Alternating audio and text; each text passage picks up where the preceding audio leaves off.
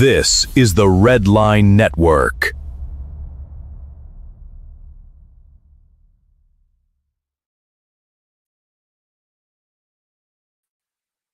What's going on, my little chickadees? It's Thursday, it's Friday Eve. Welcome to another edition of our Early Eating Sports Buffet with the Ginch. I am Sid Ginch, your host here on the Red Line Radio Network. Coming up at 8:30 p.m. Eastern Standard Time, Mr. Jeff WALD. He'll be on. We'll be talking Minnesota sports. Let me pull him up here on the X. If I can find it real quickly. He's on here somewhere. Oh, I just saw him. Maybe or Jeff WALD, sorry. Jeff WALD. He's not coming up on my X. Why is he not coming up on my X? He should be right here. This ain't cool. Let me try this one more time. Let me pull him up. He's not coming up. This is disturbing. Let me try it one more time. I want to get his information correct. It's at Jeff WALD Fox 9 on the X, on the Twitter machine, digital sports reporter for at Fox 9 Sports, covering the Vikings, Gophers football, and all things Minnesota sports. Married, dog owner, and a CrossFit enthusiast. CrossFit enthusiast. My ER deductible, I have none. So the CrossFit will be out for me. But welcome to another edition here. Some news and notes from around the world in sports. I went over this in the last hour. The Lions and running back Jahmyr Gibbs, they've agreed to a 3-year, $67.5 million extension. A deal that could be worth $75.75 million dead presidents, including $51.5 million guaranteed. I don't know what that is after taxes. So 40%, 30-some million.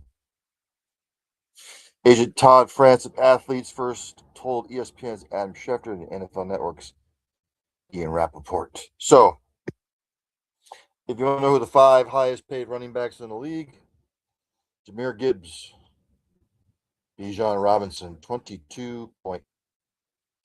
Gibbs, $22.5 million annually.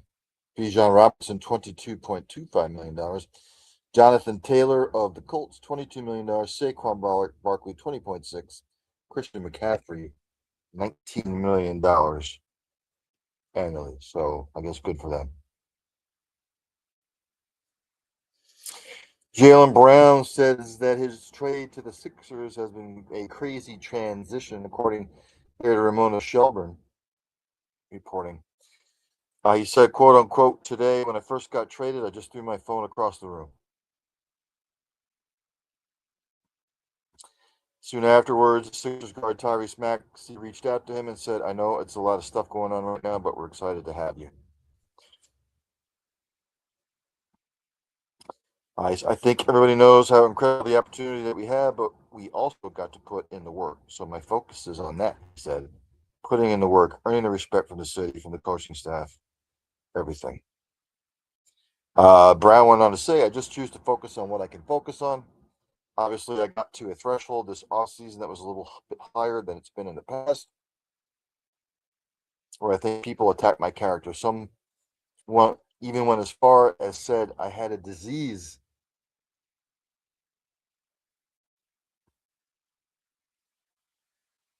And so on and so forth. So hopefully he can get acclimated. I, as a Boston Celtics fan, are still feeling sick about this trade. Brad Stevens did a horrible job on this one.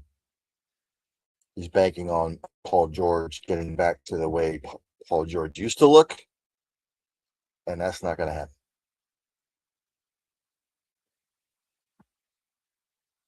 Also on the Sixers notes, reported by Om Young Misuk of Aspen, 76ers GM Mike Gansey says that Joel Embiid is healthy and he's extra motivated. Sure he is.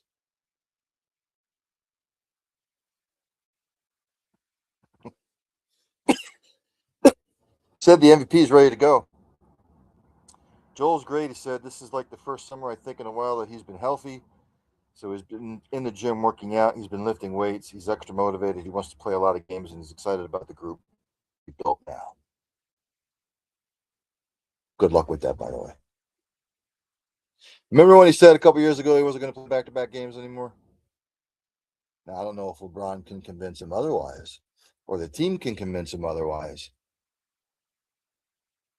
But when Joel ain't getting the ball, and Joel's the second or third option on the team, then we'll see. Then we'll see. I still need to see it.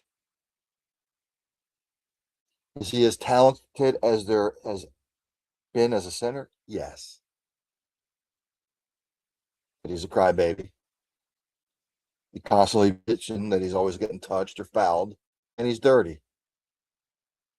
Period. Again, as he said, the team would decide the best course of action for Embiid once the schedule is released next week. He said, we'll sit down, talk to him, talk to the performance staff, talk to Coach Nurse, and try to figure out a plan. Good luck with that, by the way. These guys want to play every game. Yeah, right. We got to map it out and see what's the best for him and the team. That screams load management to me. I say fuck load management. Just like I said, even when it comes to the NFL, let's say the Rams are, I don't know, just for shits and giggles. Let's say they're 12-3, and they got 2 games left in the regular season. Let's say they're 12-3, and then let's just say like the 49ers behind them are 8-7. You think the Rams are going to sit their players for those 2 weeks to get ready for the playoffs? I don't know. All this is a lot of gobbledygook bullshit. I've got to see it. I need to see it on the court. Concerning news coming out of Chapel Hill. North Carolina defensive coordinator and Steve Belichick is on indefinite medical leave, reported by Andrea Adelson Espen. Bill Belichick provided no further details on what the issue might be. Bill Belichick said that he hopes that he'll be ready for the season opener against TCU in Ireland on my birthday, August 29th. Ladies and gentlemen, I'll say this before. I've said it before and I say it again when it comes to college football. Stop playing shit overseas, man. It's no fair to the kids. Is it a little mini vacation for the teams, for the players' families and stuff like that? They get to get away, I don't know, for a weekend or a week, I guess. You think people in Dublin give a fuck about this game? Probably not.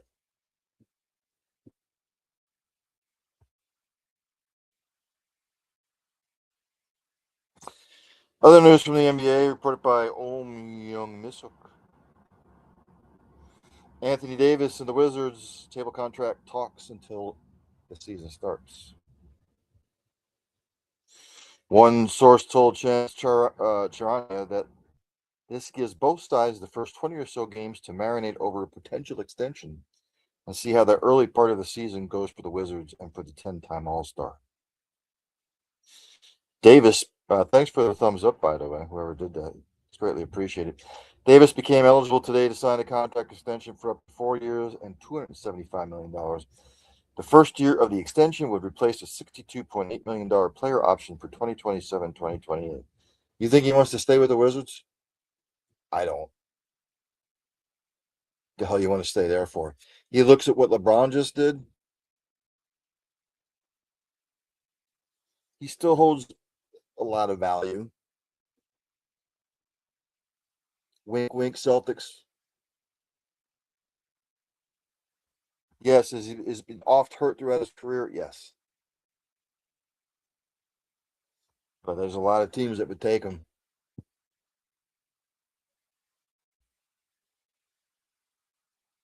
What other NFL news did I see? A lot of this stuff I went over last hour on four down territory. I'm not going to go over it again because I've been over it already. Other NBA news.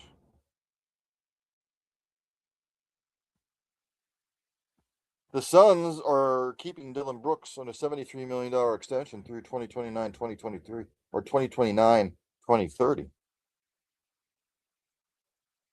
Agreed to that yesterday.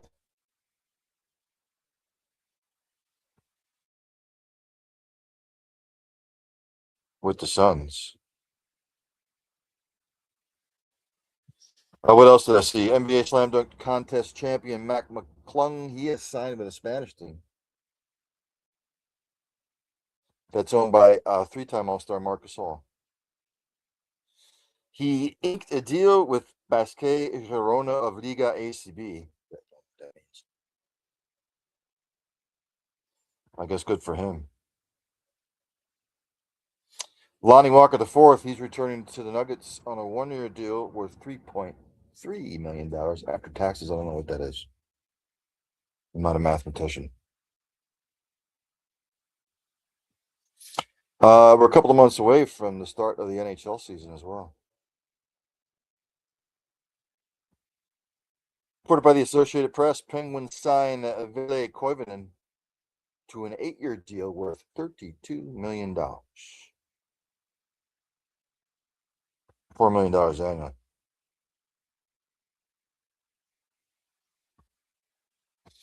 San Jose Sharks. Oh, I went over this last week. I'm sorry. Some of this is old news.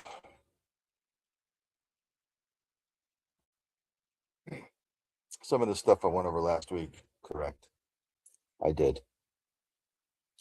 Let me go to the WNBA, shall we? Went over the standings on Monday.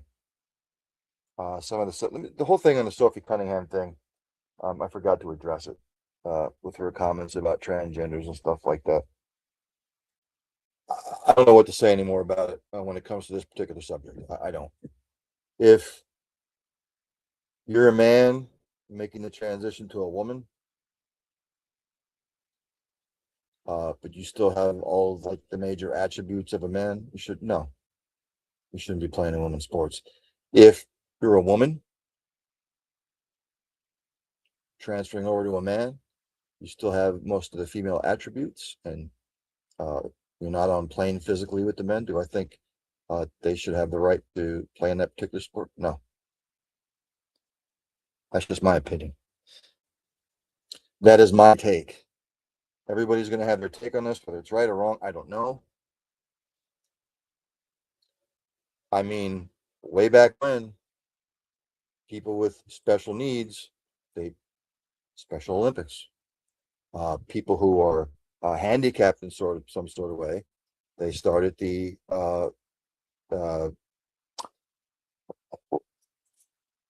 not the Special Olympics, whatever is it, the Gridiron Games or something like that. People that are handicapped, I'm failing to reach the right word. Start a transgender league. If you're transferring from a man to a woman, start that kind of league. If it's a woman to a man, start that kind of league. That's my own personal opinion, though. Yesterday in the WNBA, we had some scores here. The Dream over the Mercury, 96-82. Dream having an outstanding season.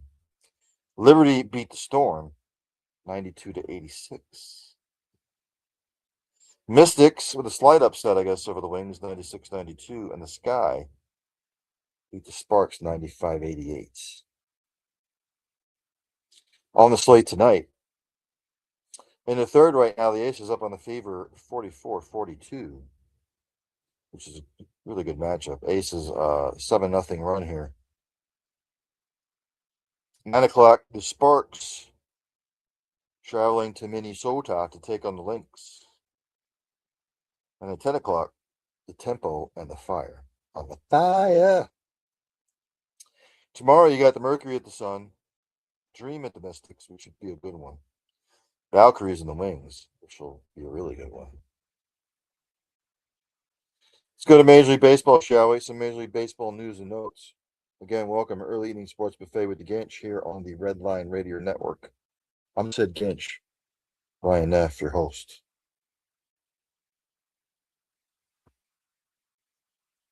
Put by the Associated Press. I did not catch this video yet. Mariners reliever Spire suspended 3 games, and Mr. Wilson won.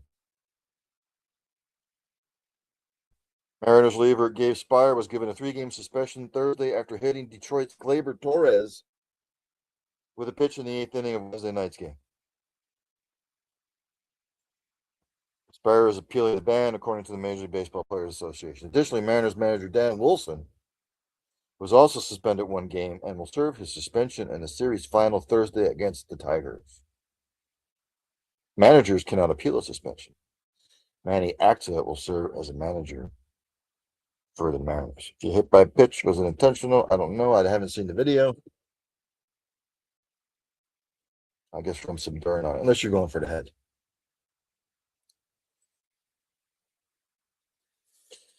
The Twins say that their ace, Joe Ryan, is dealing with a mild left glute, an ass strain. MRI on the lower body injury showed the mild left glute strain. So right now he has pain in the ass.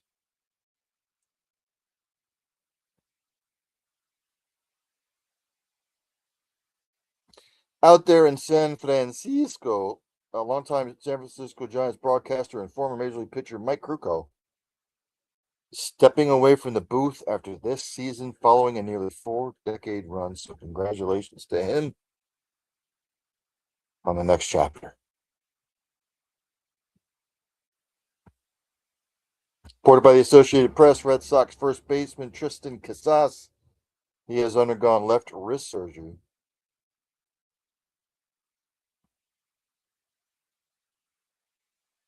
If you remember last year, he ruptured his left patellar tendon. So oft injured blow to the Red Sox here late in the season. Aaron Judge says that he'll be back this season. Okay. We'll see. I doubt it, but we'll see. Good slate today. Major League Baseball. Earlier today, the Angels beat the Orioles 4-1. The Reds, with a late field goal, beat the Athletics 6-5. The Mets, touchdown and 2 field goals. Guardians, 2 field goals. Mets beat the Guardians 13-6.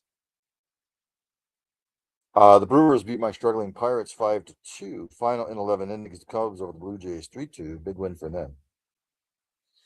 And the Tigers over the Mariners 11-0. Ongoing right now, the Phillies up on the Nationals 7-3 at the top of the 7th. Top of the 4th, the White Sox have doubled up the Red Sox 4-2. Rain delay out there in Atlanta. Atlanta on top of the Marlins 2-0. Top of the 3rd, Twins Royals scoreless. Later on at 9:40, Padres and the Diamondbacks. Your updated standings.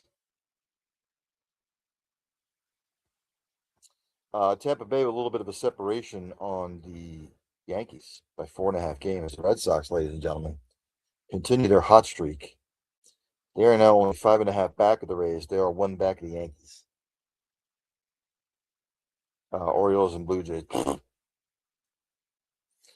In the Central, the White Sox with a 3.5 game lead on the Guardians. Don't look now, but here come the Tigers. The Tigers and the Twins are now 4 back of the White Sox. I had the Tigers dead to rights this year. I thought but they're right back in it. Out there in the West, the Astros up on top by 1.5 games over the Rangers, 3 over the Mariners, Athletics, Angels. In the East, Braves with a comfortable lead over the Phillies by 8.5 games. The Marlins 11.5 back. The Nationals. In In the Central, it's going to come down to two teams. The Brewers have a 5.5 game lead on the Cubs. Cardinals, Reds, Pirates. I knew it wouldn't last for my Pirates. Don't look now, but the Dodgers have lost 8 out of their last 10, which I'm sure makes America cry. Diamondbacks now only 8 back. Padres are 10 back. The Giants and the Rockies. So your division winners, if the season ended today in the American League, would be Tampa Bay, Chicago, and Houston. The wild card, still the Yankees. They're +7 to the good. The Red Sox are +6 to the good. And right now, the Rangers have a half-game lead on the Guardians. A game over the Orioles, Twins, and Tigers. A game and a half over the Mariners. 3.5 over the Blue Jays. So this is going to come down to the final week, probably. National League, at the season ends today, your division winners would be the Braves, the Brewers, and the Dodgers. Wild card right now in the National League, the Cubs are +5.5 to the good. Diamondbacks or Phillies are tied. Padres are 2 back of them for the wild card. Miami Marlins are 3 games back of them. Cardinals are 4.5 back. Reds are 4.5 back. My Pirates somehow are only 5 games out of a wild card.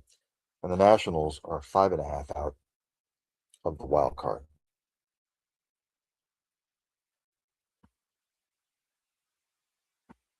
Right now in the first, the Hall of Fame game, useless. I don't care. Panthers, Cardinals are scoreless. If you follow that stuff, good for you. I don't follow it because it's a joke. Go to some Major League Baseball stats here. I don't think I've done this all year.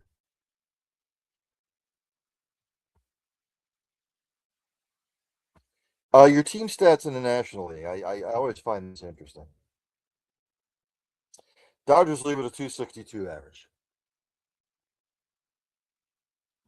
Rays are second with a 258 team batting average. The Pirates are third, 256. It's just that the Pirates can't stop anybody defensively.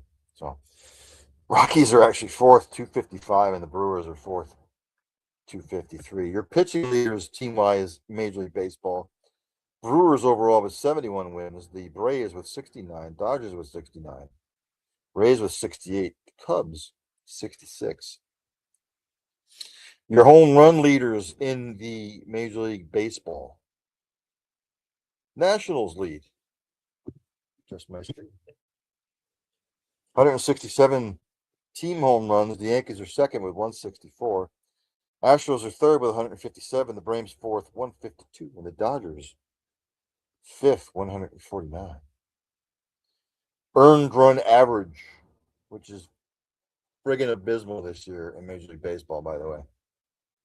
Yankees lead overall. They've got a 3.33 team ERA. The Brewers second, 3.45. Red Sox third, 3.49. Tigers fourth, 3.57. And the Braves fifth, 3.63. Runs batted in. Here are your leaders. The Nationals overall, 591. The Pirates second, 561. The Cubs are third, 556. The Dodgers fourth, 549. Brewers fifth, 536. If you're looking at your save totals, the Tampa Bay Rays have 45 total saves. Brewers 36, Blue Jays 36, Braves 36, Astros 36. Hits, my Pirates 1,030 hits. They lead. But again, they can't stop anybody. Dodgers with 1,017 hits. The Rockies with 998. The Nationals 996. And the Giants 987. Strikeouts, the Philadelphia Phillies lead 1,121. The Brewers 1,118. Pirates 1,077. The Indians fourth, 1,066. The Mets 1,038. If you're looking for stolen bases, the Nationals lead with 127. The Marlins second with 124. Padres are third, 117. The Brewers are fourth, 114. The Guardians are fifth, 113. Quality starts by our pitchers.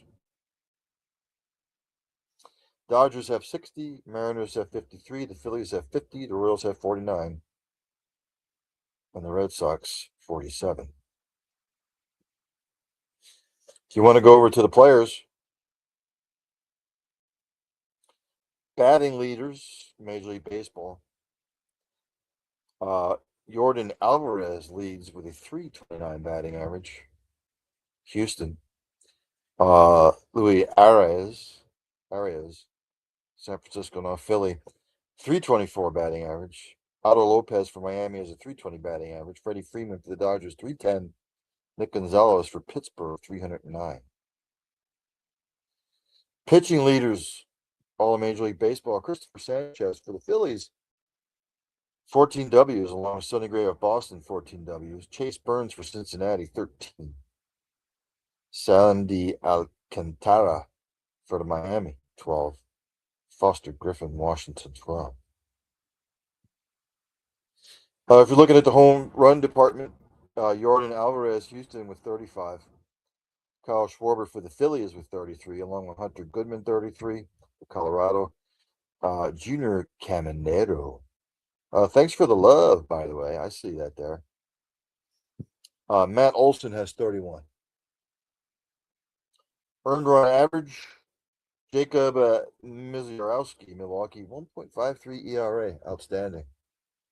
Chris Sale, Atlanta, Rejuvenation, 2.08. Cam Schlittler, 2.26. Dylan Cease for Toronto, 2.28. Chase Burns, Cincinnati, 2.35. Runs batted in, C.J. Abrams for Washington has 88 total ribbies. Sal Stewart, Cincinnati, 87. Jordan Alvarez, Houston, 85. Jordan Walker, 81. St. Louis. Louis Garcia Jr., Washington and New York, 78. Saves, Brian Baker, Tampa Bay with 32. Kate Smith with Cleveland with 30. Mason Miller, San Diego, 28. Riley O'Brien, St. Louis, and Aroldis Chapman, Boston, 27 apiece. Hits, Otto Lopez, 142 for Miami. Luis Arias, San Francisco and Philly, 139. Jordan Alvarez, Houston, 136. Freddie Freeman, the Dodgers, 131. Nick Gonzalez, Pittsburgh, 130. Strikeouts, Mr. Misiorowski, 195. Dylan Cease, Toronto, 184. Gavin Williams, Cleveland, 178. And Schluler, New York, 171. Christopher Sanchez, Philly, 168. Stolen bases by 10. Nasim Nunez, Washington, 40. Jazz Chisholm of New York, Bobby Witt Jr., Kansas City, and Chandler Simpson with 30. Pete Crow Armstrong, the Cubs with 29. Quality starts, Sandy Alcantara, Miami, 17. Christopher Sanchez with 16. Yoshinobu Yamamoto with 16. Michael Waka, Kansas City, 15. And Sonny Gray for Boston, 14. Some updated Major League Baseball scores here before Jeff Wall will join us. End of the seventh, Phillies still up on top of the Nationals, 7-3. Mid-fourth, the White Sox had a run. They're up 5-2 on the Red Sox. Still a delay down there in Atlanta. In the fourth, Braves up at the Marlins, 2-0. Bottom of the third, Twins and the Royals are scoreless. And again at 9:40, a big one. As far as the wild card goes, the Padres will face the Diamondbacks. I was looking for some other college football news. I haven't really seen too much. What do we have here? Adam Rittenberg, ESPN. The Fighting Irish will remain committed to a run-oriented game. We'll go figure. Everybody has C.J. Carr as a Heisman hopeful, but if you're going to do that. And again, Notre Dame lost a couple of good running backs. We'll see how they respond this year. Again, Notre Dame should win. They should win every game. The Miami looms large, and I think they play SMU. Those are the only two games they have to worry about. For USC, some bad news reported by Paolo Uggetti. Espen. They've lost their starting center, Killian O'Connor, for the season. He suffered a non-contact leg injury. Usually, if it's non-contact like that, probably an ACL. I'm sorry, probably an Achilles. So big blow there. Found this humorous. If you didn't see it, uh, the incoming AD for Purdue, Tommy McClelland, he took a shot at Penn State. I'm sorry, he took a shot at Indiana. He said, every recruit, every current student athlete will hear this message repeatedly. We are here to win championships. If you don't want to win a championship, go to Indiana. Did he not think that one out? Indiana has more basketball titles. I don't know. I mean, Indiana has one national title. I don't think Purdue has any. I could be wrong. Maybe he was being sarcastic. I don't know. But that was. You might want to rethink that, by the way. What else did I see here? Oh, ESPN came up with their college football's greatest supervillains of all time. By reported by Ryan McGee, longtime college football reporter for ESPN. At 10, he has Caleb Williams. I don't know about that. Number 9, he has Deion Sanders. Yes. You have to remember when Deion was there, they were an independent. And they were always losing to Miami. But he was hated because of how good he was. Number 8, Tim Tebow. I don't know about that. I guess you could stick him in there. Because he was Mr. Do Everything for Florida.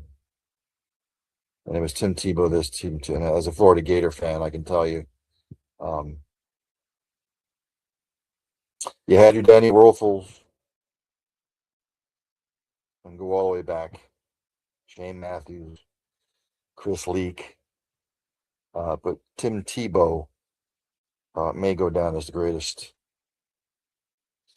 Florida Gator quarterback in the history of college football, if he's not top 10 in the history of college football. Number 7, he has ESPN. Yes, ESPN basically saying they destroyed college football because they sucked up everything with the SEC and X, Y, and Z. Number 6, Notre Dame. Okay. Number 5, the 1990 Miami Hurricanes. They were villains most of the 80s and early 90s. 4, the Boz. You remember the Boz? I can go all the way back. I remember the Boz. Talked a lot of shit, but he backed it up. Not such a great pro career. Number 3, Johnny Manziel. Number 2, Lane Kiffin. Number 1, Steve Spurrier. Nowhere on this list do I see Nick Saban. I don't know if I'd have Spurrier at the top. I'd have Saban at the top. Spurrier had swag. Just Saban did it in a different way.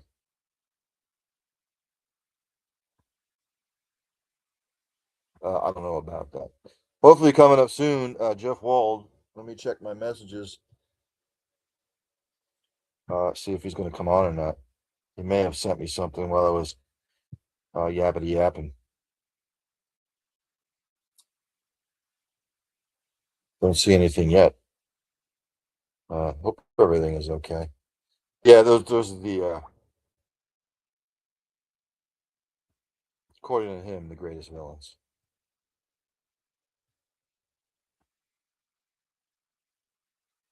What else did I see as far as news and notes from around the world in college football? I came out with the coaches poll for the preseason yesterday on student body right.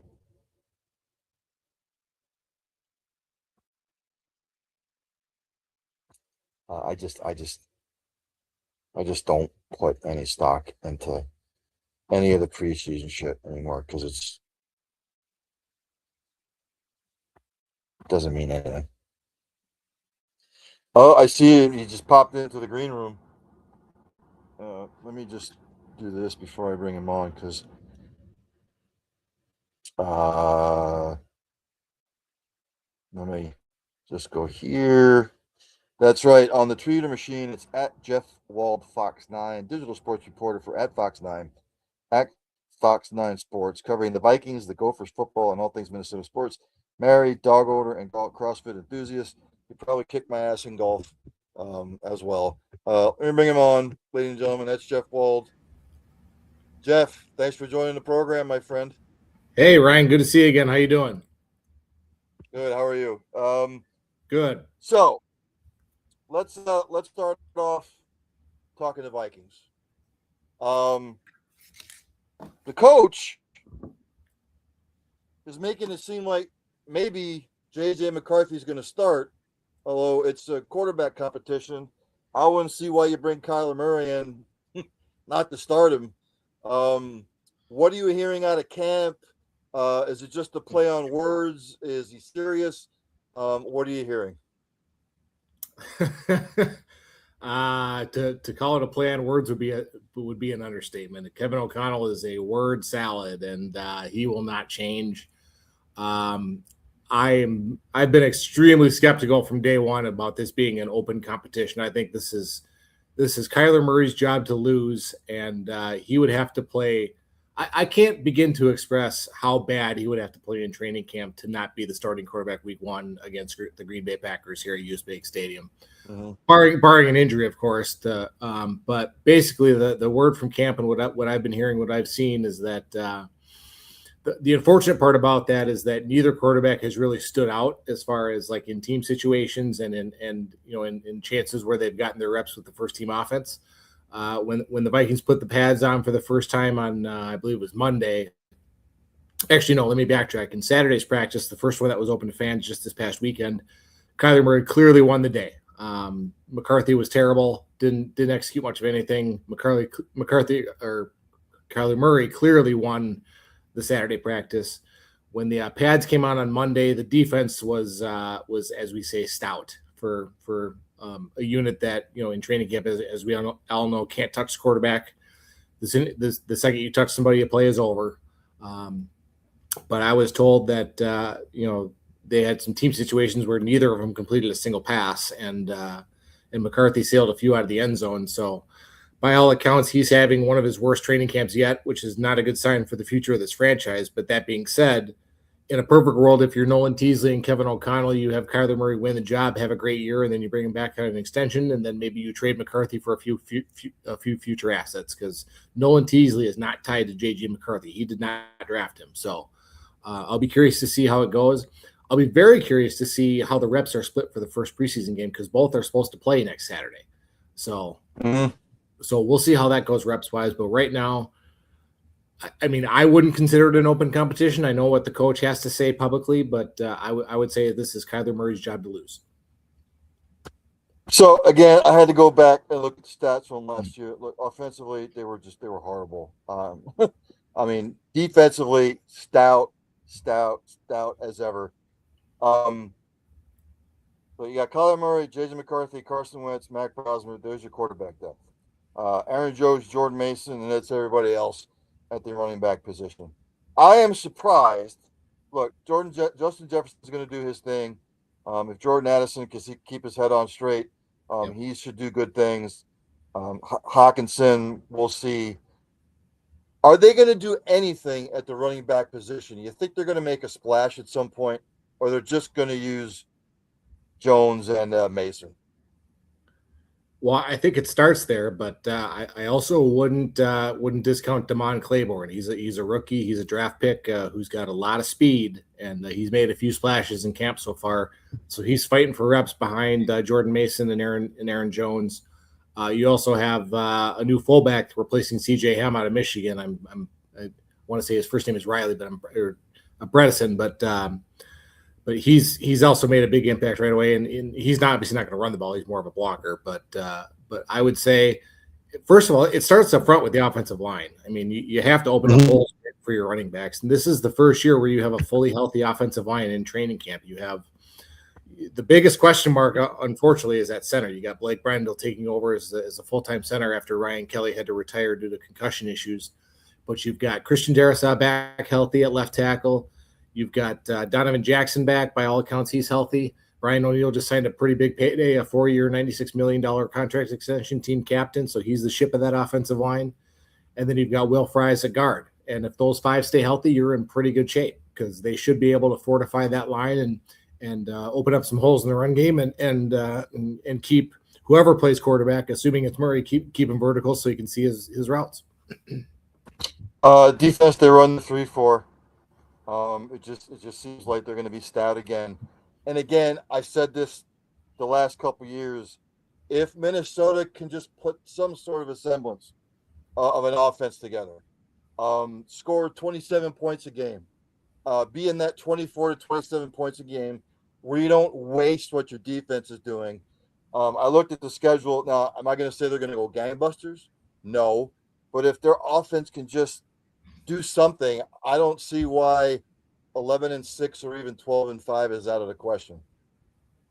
100%. I mean, you look at that. You look at that defense. You've got some monsters up front. You've got Andrew Van Ginkel on one side. You've got Dallas Turner on the other, who are proven edge rushers.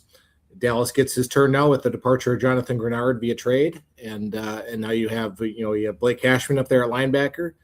You have a few questions in the secondary. I mean, you have Theo Jackson back. You have a couple of safeties back there. Obviously, we're still waiting to hear from what the hell is going on with Harrison Smith. I mean, I think he's enjoying the retirement life right now. I'll be very curious to see what happens after that third preseason game. If all of a sudden he just decides to show up to TCO Performance Center and say, "Hey guys, I'm ready to start training," because a guy like him with his work ethic, he's working out on his own and he knows the defense like anybody. So it's just a matter of a phone call to Coach O'Connell saying, "Hey, I'm ready." Or does he just enjoy the retirement life and doesn't want to put up with the grind of the NFL anymore? To be 14 seasons, it would be 15. One of the elite players of that defense. He's a lock for the Vikings Ring of Honor. He's probably a Hall of Famer at some point.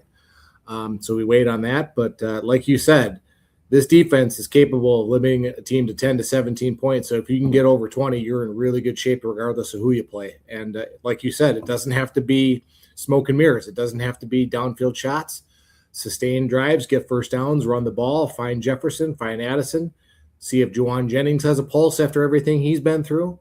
I mean, the sky is the limit for this team if they can simply execute and not turn the ball over. That was a big issue last year, was turnovers. At what point do they cut ties with JJ? See, that's tough because I love JJ. I don't want to go so far as to say I'm a McCarthy apologist, but I'm a firm believer that his struggles are due to the injuries that he's suffered, and he's had horribly inconsistent offensive line play. He has not been given a chance with the offensive line really to execute anything. You saw what he was capable of in his debut at the Chicago Bears, leading a fourth quarter comeback. He did win, I believe it was 5 straight games to end last year, for sure 4. I think he missed the last one with a fracture in his throwing hand. You can't discount those numbers just because they were out of the playoff picture. He still had to go out and execute the offense and do his thing.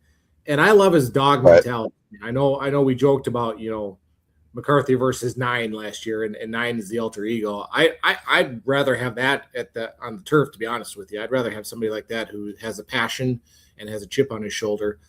I'm not ruling him out. At the same time, you're talking about with Kyler Murray, you're talking about a situation where, assuming he wins the job, which I firmly believe he will, we may not know that until Wednesday at Green Bay week. I don't know when O'Connell's going to make that official or make it public. He doesn't have to until that Wednesday.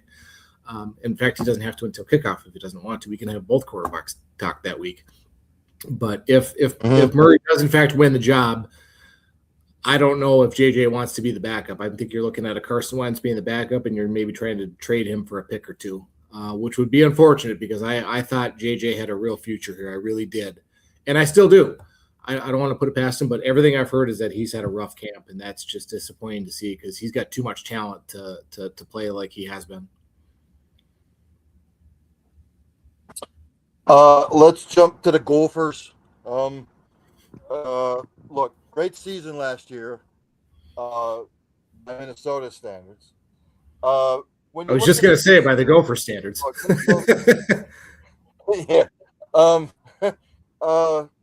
Look, last year, offensively, abysmal. Defensively, sort of middle of the pack, but they had some of the balls bounce their way in a couple games. But look, I'm looking at the schedule this year. They start off with Eastern Illinois. Then they play, is it Mississippi State? Yeah, Mississippi State. Yep. Then they get Akron. I'm expecting them to be 3-0 after the first 3 games. Week 4, they got to travel to Washington. Still don't know what I'm getting with Washington. Then again, Michigan, Minnesota, Little Brown Jug, right? Correct. But they get them at home. Then they go to Purdue. Everybody heard what Purdue said about the Purdue AD said about if you want to go not win a national championship, go over to Indiana. So we all know about it Purdue. So Iowa at Minnesota, always a tough one. Minnesota to Indiana, tough. Minnesota at Penn State, tough. You get Northwestern at home. I expect them to win that. And, of course, Minnesota, Wisconsin for the Axe. I would see why they couldn't go at least 8-4 this year again. I mean, you have to stay healthy. Your quarterback has to play well. You got Drake Lindsey back for his second season as a full-time starter. And believe it or not, PJ Fleck is back for year 10 with the Gophers. He's the second longest tenured head coach in the Big Ten behind Iowa's Kirk Ferentz. Believe that. I mean, that's crazy. And he has been hammering all offseason, hammering the point home that the Gophers are the only program in the Big Ten to return their head coach, to return both their coordinators, and to return their starting quarterback. Every other program has at least replaced a coordinator, a head coach, or a quarterback. Now, to his point, continuity matters. That does matter. And Drake Lindsey, by all accounts, the puzzling thing for me there is that the Todd McShays and the Mel Kipers of the world are projecting him as a potential first-round pick. If that rings true, or if he's even a day 2 pick, that means that the Gophers might be in Pasadena. And I'm not speaking hyperbole there. You've got Darius Taylor, one of the best running backs in the league when he's healthy. Big if, because he's had hamstrings issues the last year, but he apparently has hired his own private chef and he does Pilates. So do with that information what you will. And then you've got at least 2 starters back from the offensive line that are veterans. You've got Jalen Smith as one of the standout receivers that's back, and you've got Javon Tracy, who made a splash towards the end of the year. Again, you've got a unit there where the offensive line has to stay healthy and has to execute. You've got to be able to run the ball in the Big Ten. You got to be physical up front. That's how it works in this league. The defense, I'm not worried about. They have so many returning talented players. You've got Anthony Smith, who would have been arguably on the defensive line. He's an absolute monster. He arguably would have been a day 2 pick this year. Announces at a meaningless bowl game that they win that he's coming back for this season at the Ray Bowl, which we all know and love. He announces after getting defensive MVP that he's coming back this year. So you got him, you got Jackson Howard, and you've got Carter Menz on the line. You've got Maverick Baranowski, one of the captains at linebacker. You've got John Nestor in the secondary and Kerry Brown. You've got key pieces at every level of that defense, and they really excelled last year despite the offense struggling. So sort of similar to the Vikings. If the defense can do its job and keep you in the game and the offense can just get you 20 points, you've got a lot of chances because you've got Eastern Illinois on opening night, then you host an SEC team, a pretty mediocre SEC program in Mississippi State, if you ask me. That they don't scare me. I mean, I've looked at that schedule multiple times, and there's really only two teams that scare me. There's obviously going to Indiana is going to be a rough one, and Iowa's always tough. PJ Flex only beat Iowa once, so it's good. There's no guarantees once league play goes. I mean, they could go to Washington and lay a complete egg. I don't expect them to, but they were winless on the road last year, so that has to change. Yeah, I had circled the Washington game, Michigan game, Indiana, Iowa, and Penn State. I think they'll beat Wisconsin at the end of the year because I just don't think Luke Fickell's the answer there. So, a couple more things. Did you like what the Twins did or did not do at the trade deadline to make a wild card push? You can still win a division, by the way. I did until they got swept by the Royals. When you talk, I mean, I've stayed up 2 nights in a row watching really bad baseball. Watching, somehow when you have Randy Donovan pitching against you twice in 6 days, who I don't know if you know his story, but he pitched for the Twins a couple years ago, was the back end of the rotation guy, and his claim to fame was he drove Uber. He was an Uber driver, and he got a call from the Twins to come pitch for him, and did enough to earn a contract. And then they released him. I want to say it was 2 years ago, and he landed with the Royals. All of a sudden, now he's like Brad Radke for them. Now he can't, like, they can't hit him. I don't know what's going on. But to answer your question, I do like the moves that they made, given that how much flack this ownership family gets. The Pohlad family, there, with the joke up here is that the people that defend that family are Pohlad pocket protectors because they don't spend a lot of money. But the reality is they acquired a starter and 2 relievers before the end of the trade deadline, and they're paying them their full contracts that are left. So there's some money being doled out there. Now, obviously, they have to go out and do their job, but you're talking about a team that hasn't had, your star ace, Pablo Lopez, goes down about 10 pitches into spring training with a torn elbow ligament. Joe Ryan seems to be flattening out, and he doesn't have any answers. He's been terrible the second half of the season the last 2 years, and he's struggled his last 3 starts. So we're hoping he picks it up. But I like that they added pitching because you're going to need that if you get to October. And they're staying just relevant enough right now to make that a possibility because I think they're only a game or a game and a half out of the wild card. They're 3 to 4 out behind the White. I mean, if the White Sox win the Central, God bless them. I mean, that franchise has been a dumpster fire for quite a while now. So if they come back and win the Central, good for them. But basically, up in these parts, if you're a Twins fan, you're hoping they stay relevant enough to get you to Vikings football season because that's really all that matters up here. I mean, it just came out a couple hours ago. Go ahead. Oh, no, I'm just saying, if I'm being honest, like you have your diehard Twins fans up here, of course, but really, once football starts, it's all Vikings. Well, it just came out a couple hours ago that Joe Ryan literally has a pain in the ass. He has a left glute strain that he might there you go. For the IL. So, well, his pitches had no life his last 3 starts, so the speculation was he was trying to fight through something. What would it mean to the city if the Lynx could bring another WNBA title to Minnesota? It means more cheap shots for the men's teams that can't bring one home, to be honest. With that being said, the Lynx have struck a little bit of lightning in a bottle here with Olivia Miles. She was the number 2 overall pick in the WNBA draft, the point guard, or I don't know if she was a point guard or shooting guard, but she's in the backcourt, obviously. The talk here today is that they named the U.S. Olympic women's team for the FIBA World Cup coming up next month. Nafisa Collier is on it. Olivia Miles is not. So figure that one out. And I don't know what the stipulation is. I don't know what the decision-making process is there, but Olivia Miles has been everything this franchise has asked for and that much more. I mean, she's a bona fide MVP candidate at the end of the year.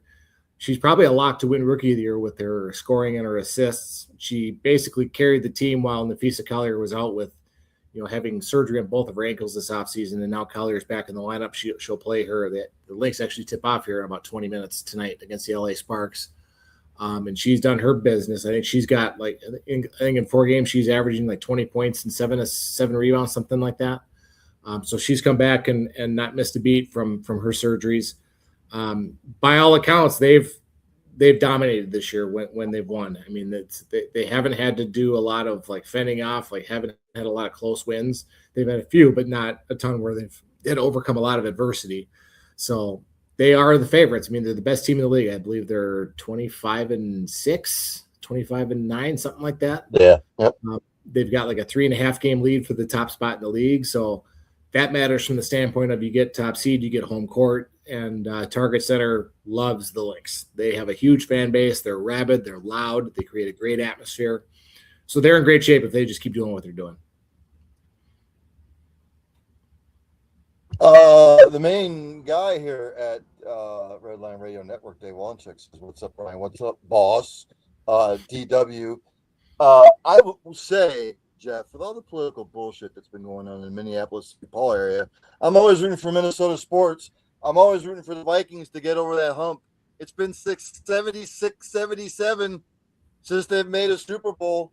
Something's got to change. I'm not saying they're going to make the Super Bowl this year, but if Kyler Murray can stay healthy with that defense, I think they could make some noise. I really do.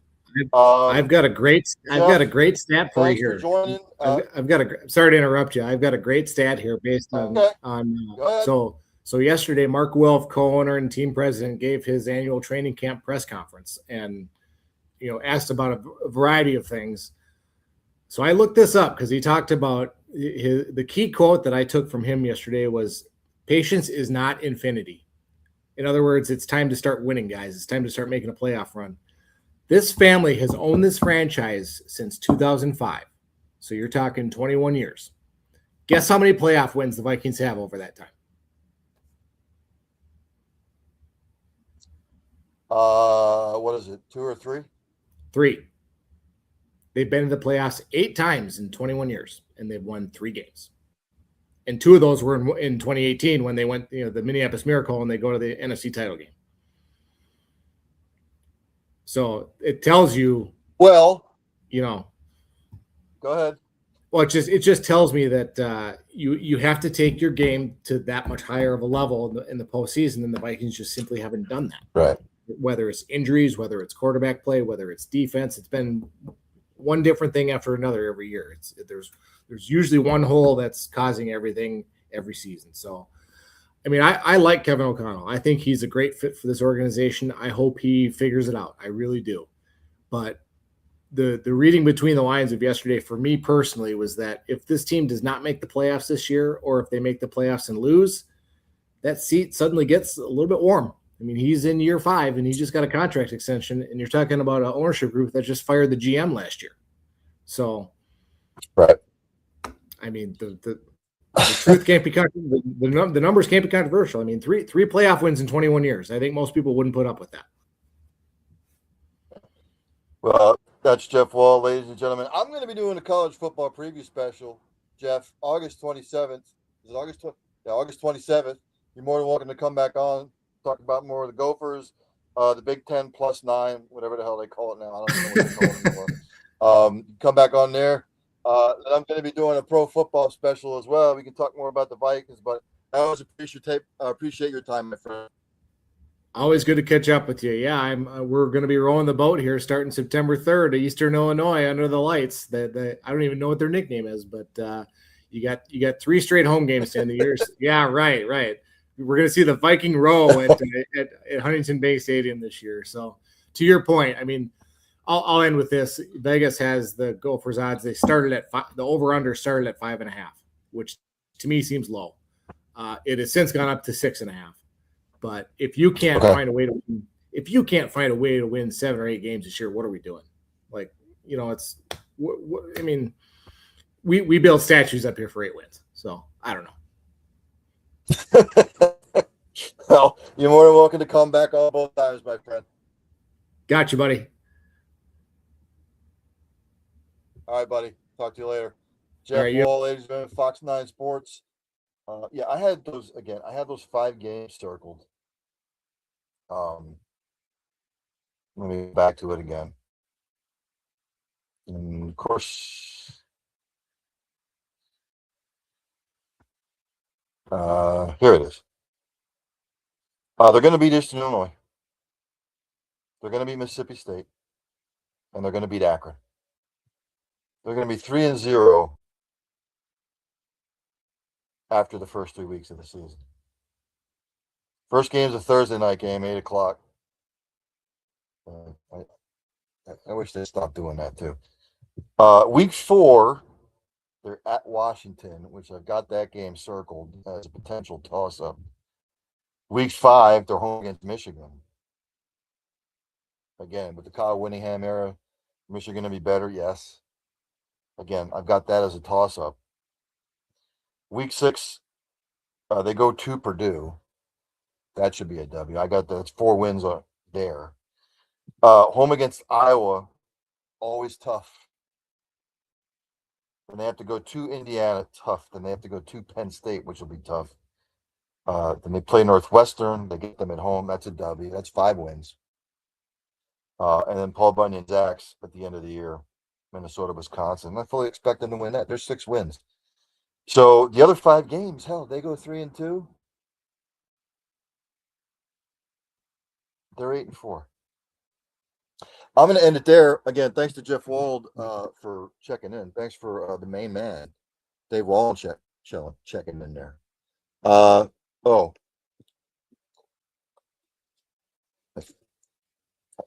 Can't forget, we got to pay the bills. I've got to pull up my little thingy here. No jokes. Where was I? Let's go here.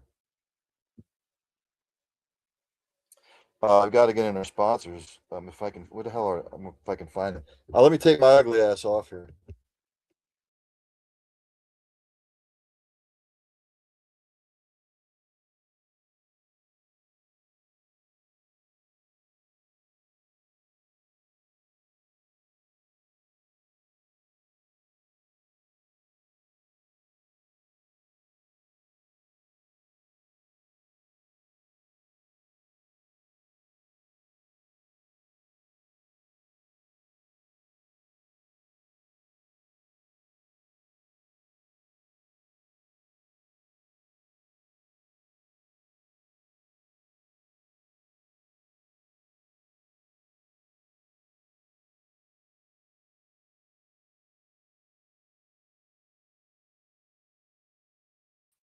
That's going to do it for me. Thanks to everybody that tunes in.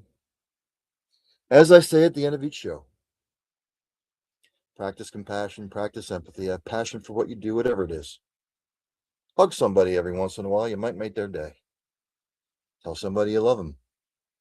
You might not get a second opportunity. And for God's sakes, if you see somebody struggling, no matter what it is they're struggling with, ask questions, inquire, what's the matter? How can you get them help? How can you help? Because it might not just be saving a life. You might be saving a multitude of lives. With all that being said, I'll see everybody Monday. Enjoy your weekend, everybody. Stay safe out there. It's going to be hot as you know what. I'll see everybody Monday. Early evening sports buffet with the Ginch Monday, and also what it's worth.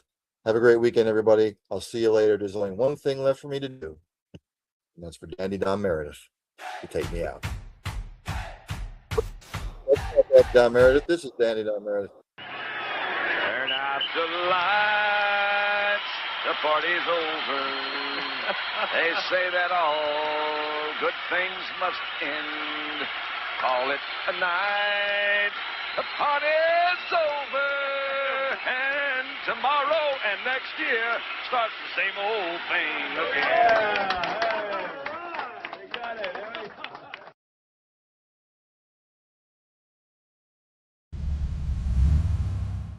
You're watching the Red Line Radio Network.